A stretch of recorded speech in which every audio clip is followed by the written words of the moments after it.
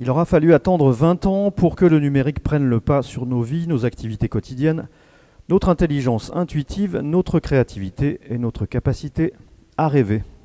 L'innovation numérique et technologique est le dernier moteur de la pensée unique de cette société du spectacle, le dernier mot d'ordre du libéralisme comme seul horizon acceptable, vendu comme une osmose communautaire trompeuse, un feu sacré prétendument rassembleur, autour d'un Dieu virtuel 2.0. L'hubris est à la mode, alter ego d'un narcissisme surpuissant, un duo qui prend le pas sur la réalité humaine tangible. Le corollaire qu'impose ce sentiment de toute puissance est la notion de transcendance, un transhumanisme qui projette de faire la nique à la mort elle-même, la faisant se terrer le temps d'en assumer le déni. Une transgression qui tient de la violation de sépulture, saupoudrée de scientisme, de plateaux de TV. Le tout dans la bien-pensance qu'offre un pouvoir financier devenu indécent. L'innovation numérique nous fait prendre la réalité concrète pour un jeu de réalité augmentée et se présente comme l'ultime solution à nos imperfections embarrassantes.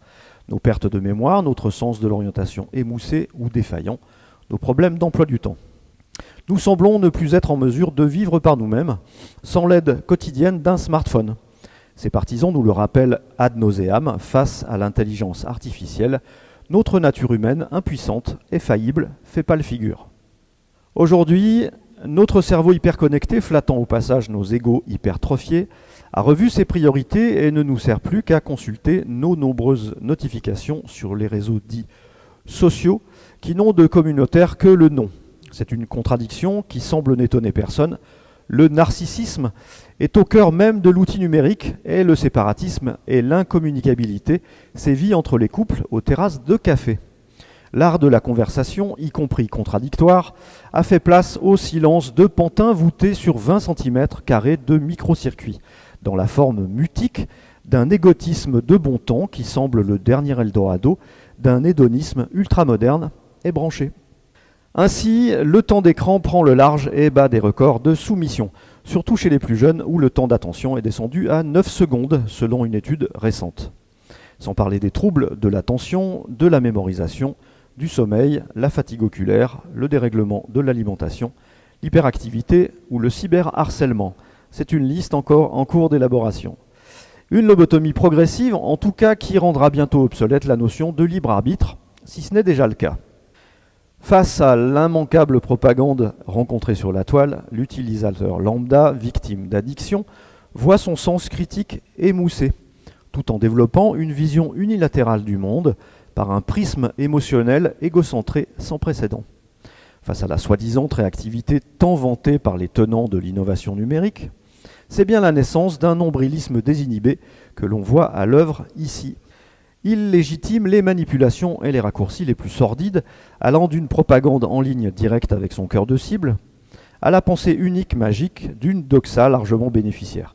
Par ailleurs, et en guise de corollaire, le temps long nécessaire à la réflexion et à l'analyse distanciée sont relégués, différés, voire contraints ou orientés.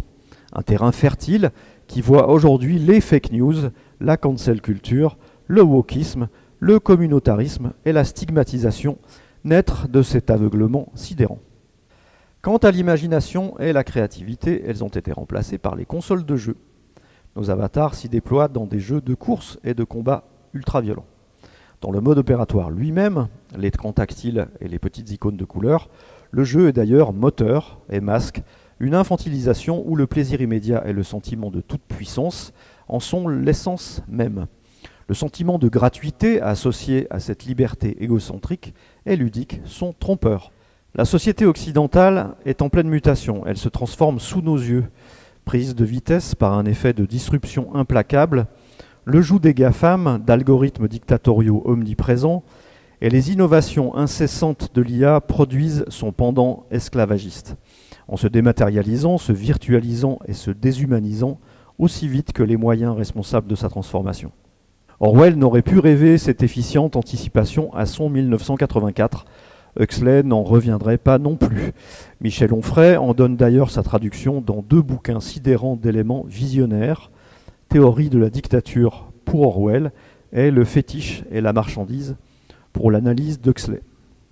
Alors, laisser mon mobile prendre ma vie en main pour y voir aboutir mes rêves égotiques, ne plus penser par moi-même et devenir le jouet du mirage de l'innovation technologique, y laissant mon temps et mon humanité. Ainsi, les extrémistes du tout numérique m'emmerdent. Contre toute attente, j'ai envie de partir avec le chien à la campagne sans GPS, de respirer le temps long sans injonction, sans notification, le nez au vent dans l'oubli de mon ego envahissant, dans l'incertitude d'un chemin à découvrir sans boussole numérique. J'ai envie d'ennui, de voir passer les saisons sur le balcon, devant la lumière qui varie sans prendre connaissance de la météo une semaine avant. J'ai envie de redevenir humain au sens large, au sens plein, bousculé par mes errances, mes imperfections, mes lassitudes, mon âge et ma finitude, mon incapacité à produire des biens de consommation, de la plus-value, de la croissance ou cette sacro-sainte innovation technologique censée nous faire oublier que nous allons dans le mur. Assis confortablement dans mon refus de devenir un produit à moi tout seul, un bien de consommation à vendre aux capitalistes mortifères de la cotation boursière, un clone de la désespérance ou du mépris, un avatar de l'obsolescence programmée.